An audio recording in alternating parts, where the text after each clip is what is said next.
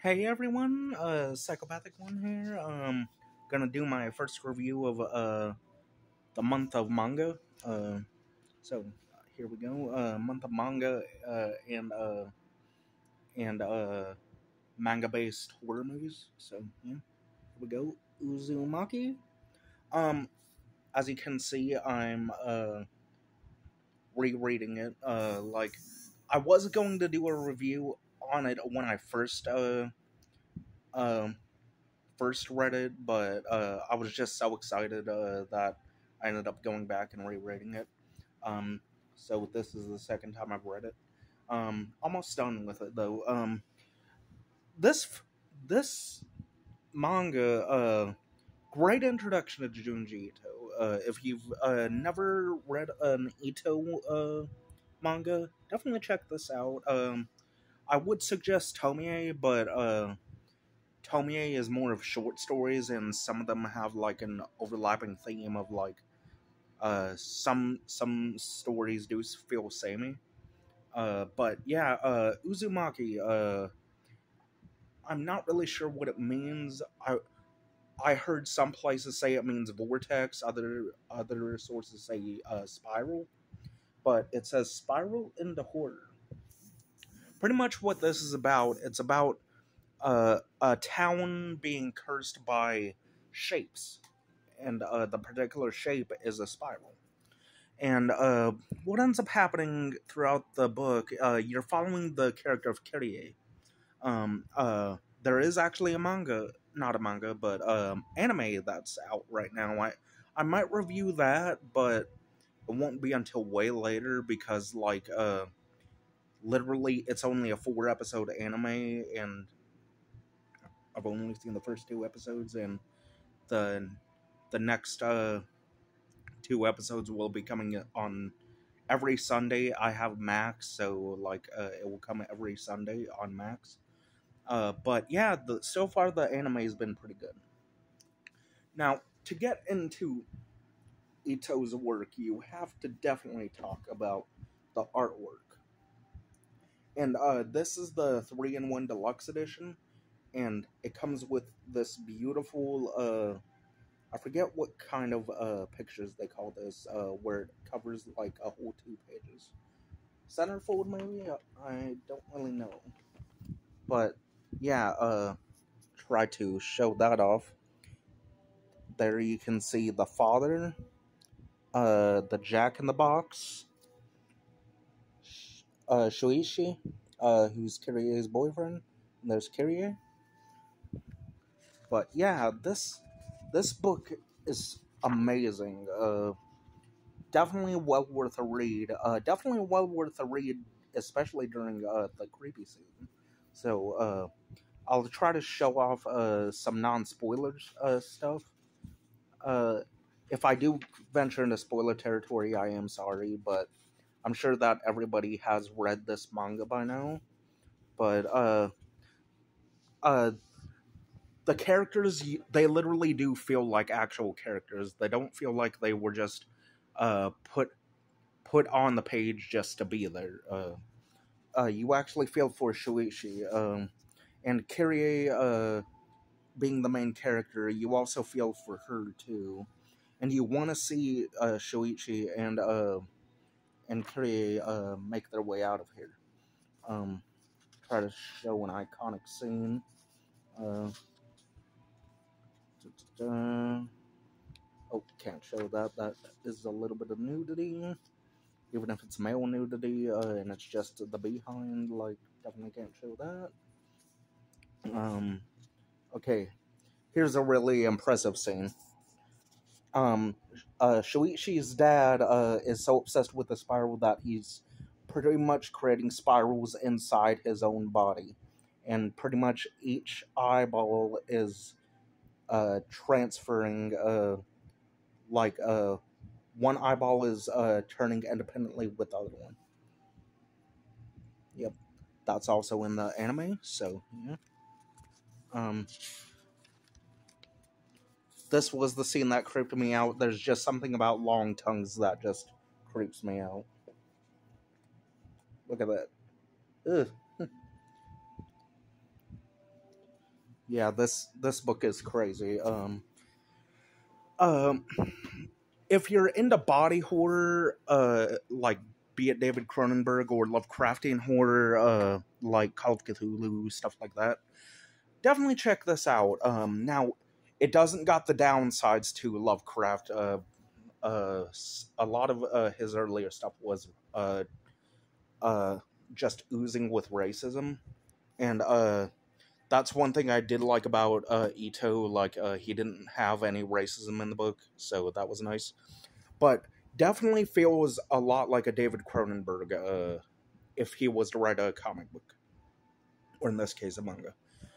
But over time, like Shuichi and Kirie are trying to make their way out of Karuzocho, uh, which is the name of the town. And what ends up happening throughout the page time, I shouldn't really say run time, so I'll say page time. Um, Slowly, his family and her family start to go incredibly insane. After Shuichi's father dies, which this is all in the first and second chapter, so yeah. Um, what happens next is his mother sadly ends up going insane. Like, every time she sees a spiral, she's reminded of Shuichi's father. And what ends up happening is she cuts her finger tips off, like her fingerprints, because she sees spirals inside the fingerprints. She cuts off all her hair, and then there's a great shot in the book, great page in the book, where you see like I forget what they call it, pretty much not really an X-ray, but like almost like a diagram of the mother's earlobe. Like, you see inside the skull of the mother, and there's a little tiny spiral crawling around her ear canal. Like, it's forming around her ear canal, and it looks almost like a snail. And it just gives me the chills just thinking about it. But trying to think of what else to say, like, without spoiling anything. But this book is just so amazing. I just love wanting to talk about it. Um, there's a scene involving mushrooms. It made me not want to eat mushrooms for a week. So yeah. Um, mushrooms made out of a certain body. Mushrooms made out of a certain meat of the body. So it's not actually a mushroom. It's something completely different. It's like a body part. And it is really freaky. The mosquito chapter, that one's really freaky. If you're not into drills, horror or anything like that, anything to do with like a hand drill, you will definitely not like that chapter. And I'm not a fan of mosquitoes anyways, but like literally, the way they use the hand drills and the mosquitoes in that chapter, they only target pregnant women. And pretty much what they do, they infect the pregnant woman with a spiral, so the babies can feed on blood. And it's a very, very creepy chapter. It gets under your skin really badly. And so on, you end up meeting a boy by the name of... let me actually grab the chapter real quick. He's called Jack in the Box, but he does have an actual name. Okay. I guess I can just go to the table of contents and see what chapter it is, because it says his name in the start of the chapter. Okay, we are... Okay. Jack in the Box. Page 203.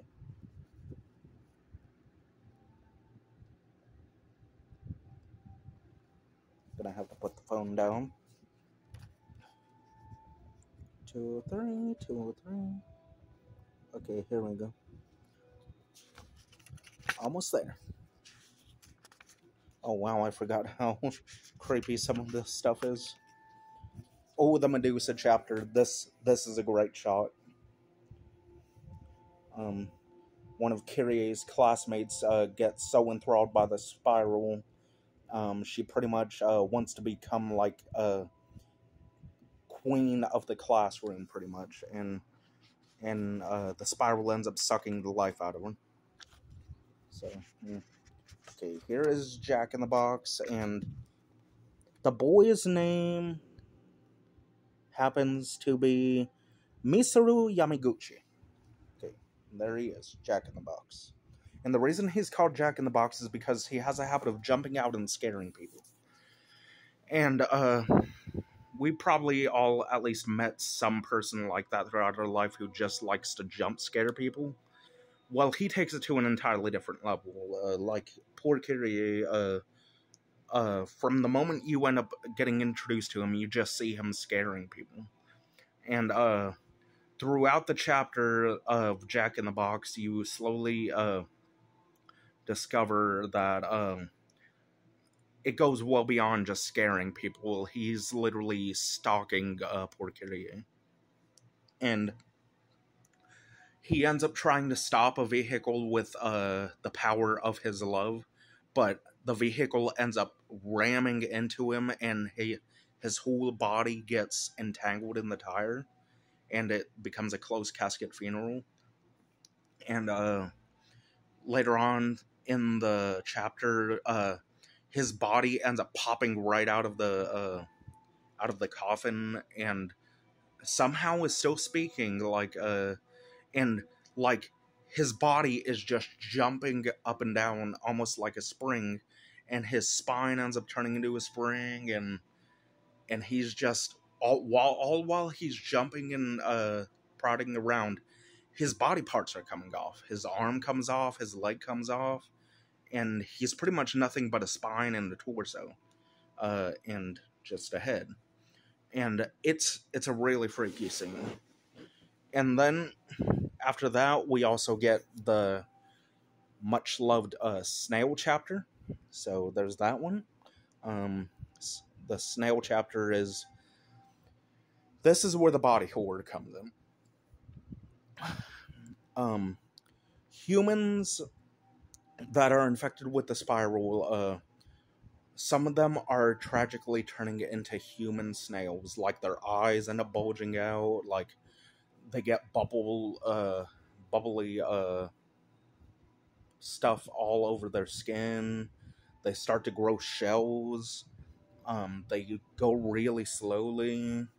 They slither on the walls of the school. It's just total nightmare fuel.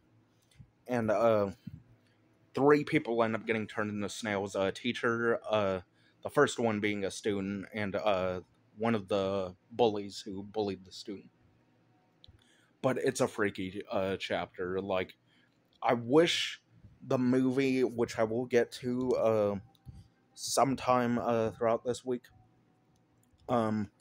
the movie from 2000, I wish they would have went more into the story, because they missed out on a lot of cool scenes from the manga.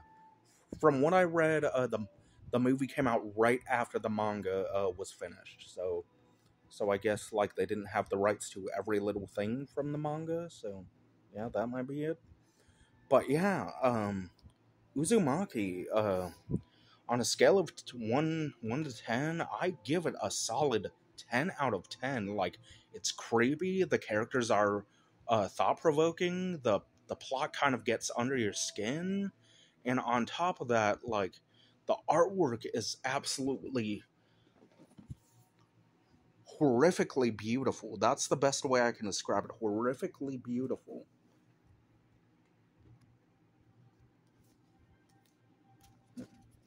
Here's the chapter I'm currently on, the umbilical cord. What the mosquitoes have been doing to the babies. But yeah, this is my second time reading this, and I plan on reading this a lot more. Amazing book. Amazing manga, amazing artwork, amazing piece of literature all around. If you're into manga, definitely check it out. If you have never tried out manga, especially horror manga, check out Junji Ito and Hideshi Hino. Hideshi Hino did the Flower of Flesh and Blood manga. So there's that. Um, but yeah, anyways, hopefully y'all liked my review of Uzumaki 3-in-1 Deluxe Edition, Junji Ito. This is a special edition. It does come with some extra content. It comes with a bonus chapter. It comes with a forward, well, afterword by Junji Ito. And it comes with a little biography of Junji Ito, like how he got his start in manga. He started off as a dental assistant, so that's cool. He goes from a dental assistant to creating nightmare fuel for people. So, anyways, my next review will be over the Uzumaki film. Um, if I do have time within the month, I will try to get to the Uzumaki anime, but I don't think I will be able to because of the way my schedule is right now. Later on this month, I'm going to be visiting my girlfriend for Halloween, so yeah. Anyways, hopefully you all enjoyed, and peace out. And this is Psychopath1c signing off. And if you want some Uzumaki merchandise, check out Amazon. I actually got this for $20 on Amazon. I got it for, I want to say, I don't know what percentage off, but the original price of it was $35, but I got it for 20. So yeah, definitely well worth it. And I also bought Tomie, so yeah, there's that. My girlfriend's dad actually bought me this, so yeah. There's only one more collection when it comes to these big collections I need to get, and it's Gyo, which is the one about the fish people. But yeah, definitely check out Uzumaki. Watch the movie, watch the anime. Now's more than ever is a perfect time to get into Uzumaki. So everybody, peace out. This is Psychopathic1 signing off, and catch y'all later.